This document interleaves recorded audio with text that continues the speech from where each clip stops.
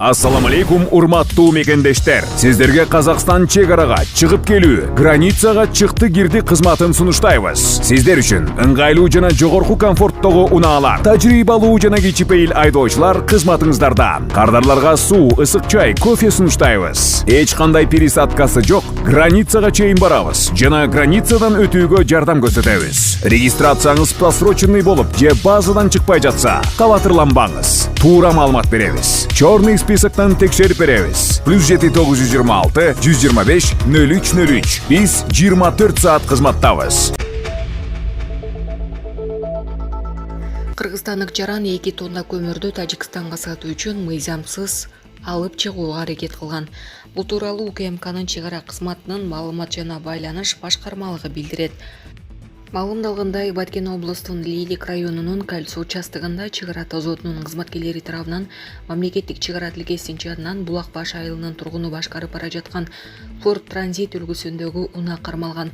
Унааны текшерүү учурунда жүк каптарга салынган 2 тонна көмүр табылган. Айдоочунун айтымында ал жүктү андан ары сатуу үчүн Тажикстанга мыйзамсыз алып өтүүнү көздөгөн деп айтылат билдирүүдө.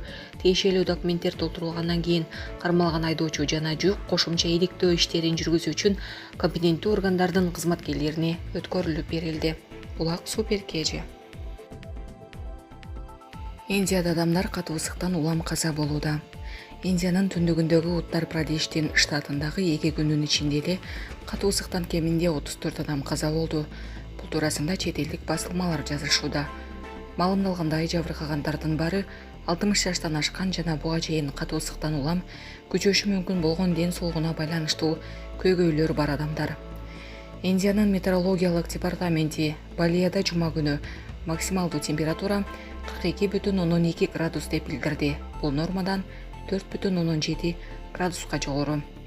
Жайдын аптаптуу ысыгы штат боюнча электр энергиясын үзгүлтүккө учуратып, адамдарды суусуз, желдеткичсиз жана кондиционерсиз калтырганы айтылды. Ал эми өкмөт электр энергиясын толук калыбына келтирүүгө убада берип, элди бийлик менен кызматташууга жана электр энергиясын үнөмдүү пайдаланууга үндөдү. Булак Супер КЖ. Кыргызстандын Элкарт улуттук төлөм картасы Орусияда келерки жылдан тарта ишке киргизилиши мүмкүн.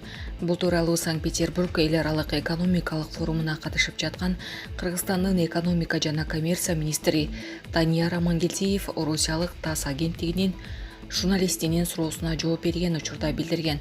Аталган агенттик 14-июнда жазгандай, Амангелдиев тараптар бул маселенин үстүнөн тыгыз иштешип жатканын айткан.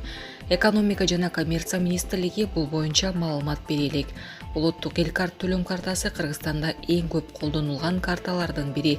Былтыркы расмий маалыматта 4,3 миллиондон ашык банк карталарынын 60% Элкарт, 40% виза экени белгилүү болгон. Былтыр Украинага кол салган үчүн Орусияга каршы санкция салынгандан кийин бир катар кыргызстандык банктар орусиялык мир картасын тейлөөнү токтотконун жарыялаган. Алардын айрымдары мындай чечим техникалык себептерге байланыштуу чыкканын айтса, Кыргызстан банкы санкцияга карата токтотулганын билдирген. Мир картасын тейлөө Борбор Азиянын башка өлкөлөрүндө жана Туркияда да токтотулганын кабарлаган.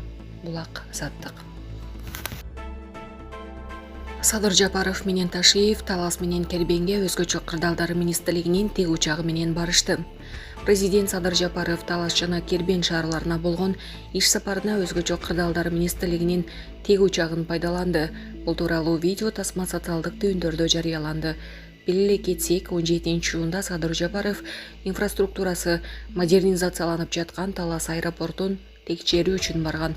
Ал аэропорттун аймагына тег учак менен конгондугун президенттин маалымат кызматы жарыялаган видео тасма тастыктап турат.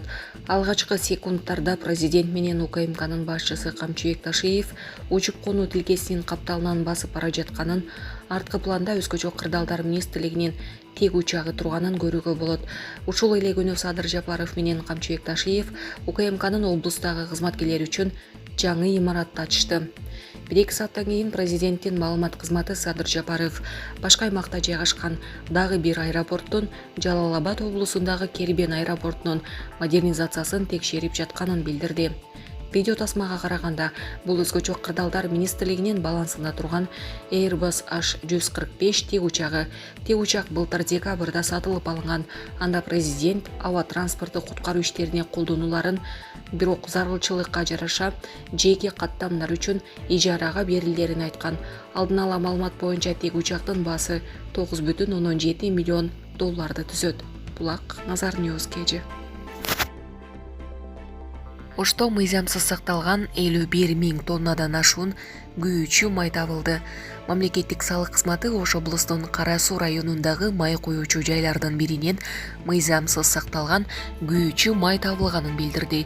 Иликтөөнүн жүрүшүндө күйүүчү майды мыйзамсыз сактоо, ташуу, сатуу фактылары, тагыраагы дизель ташыган унаанын пломбаларын алып салган. Цистерналарды салык органы койгон пломбаларды бузган учурлар аныкталган. Ошондой эле күйүүчү майга тиешелүү документтер болгон эмес.